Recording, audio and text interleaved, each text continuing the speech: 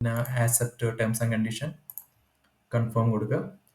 ഇതാണ് നമ്മളുടെ വിൻഡോ. ഈ വിൻഡോ എനിക്ക് കാണുമ്പം എന്താ പറയുക, ChatGPT ഡാർക്ക് മോഡിൽ ഓപ്പൺ ചെയ്ത പോലെ ഉണ്ട്. അത് സെയിം തന്നെയാണ് തോന്നുന്നു. പിന്നെ ഇവിടെ കൊടുത്തിട്ടുണ്ട് prototype and app with AI. അപ്പം ഇവിടെ എന്തെങ്കിലും ഒന്ന് കൊടുക്കാം. ഞാൻ എന്താ കൊടുക്കുക, an app which should read text from uploaded image. If no text found, user should able to re-upload. അപ്പോൾ ഞാനൊരു എന്താ പറയുക, ഫോട്ടോ അപ്ലോഡ് ചെയ്യുന്ന, അതായത് ഇമേജ് വിത്ത് ഫോട്ടോ അത് അപ്ലോഡ് ചെയ്യും. എന്നിട്ട് ആ ഇമേജിലുള്ള ടെക്സ്റ്റ് എനിക്ക് എക്സ്ട്രാക്ട് ചെയ്യുന്ന അങ്ങനത്തെ ഒരു ആപ്ലിക്കേഷനാണ് ഞാൻ ഉദ്ദേശിക്കുന്നത്.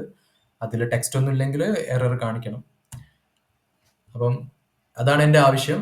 അങ്ങനത്തെ ഒരു ആപ്പാണ് ഞാൻ ഉദ്ദേശിക്കുന്നത്. അപ്പോൾ അതിന് റിലേറ്റഡ് ആയിട്ടുള്ള ഒരു പ്രോംപ്റ്റ് ഇവിടെ കൊടുത്തു. എന്നിട്ട് പ്രോട്ടോടൈപ്പ് വിത്ത് AI എന്ന് കൊടുക്കുക. ഇത് കൊടുത്തു കഴിഞ്ഞാൽ അത് പ്രോസസ്സ് ചെയ്യുന്നുണ്ട്.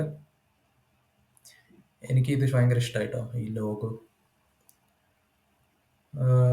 ഓക്കെ, കണ്ടോ, ആപ്പിന് അവർ തന്നെ പേരിട്ടു, ഇമേജ് സ്ക്രൈബ്. ഇത് വേണമെങ്കിൽ എനിക്ക് ഇവിടെ എഡിറ്റ് ചെയ്യാം. ക്ലിക്ക് ചെയ്ത് അവിടെ എഡിറ്റ് ആവും. ആപ്പ് നെയിം എല്ലാം മാറ്റി കൊടുക്കാം. തൽക്കാലം ഞാൻ എഡിറ്റ് ഒന്നും ചെയ്യുന്നില്ല. ഇവിടെ നിങ്ങൾക്ക് ഫീച്ചേഴ്സ്, ഇത് AI പറയുന്ന ഫീച്ചേഴ്സാണ്. നമ്മൾ കൊടുത്ത കമാൻഡിനനുസരിച്ച് AI ക്രിയേറ്റ് ചെയ്ത് തന്ന ഫീച്ചേഴ്സ്. ഈ ഒരു ഫീച്ചേഴ്സ് ആണോ നിങ്ങൾ ഉദ്ദേശിക്കുന്നതെന്ന് നോക്കാൻ വേണ്ടി സാമ്പിൾ ഇത് നമുക്ക് വേണമെങ്കിൽ എഡിറ്റ് ചെയ്യാം.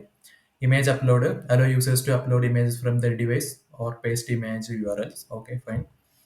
Text extraction, extract text from the uploaded image using OCR and display the extracted text in a text box. Alert the user if no text is found. Okay.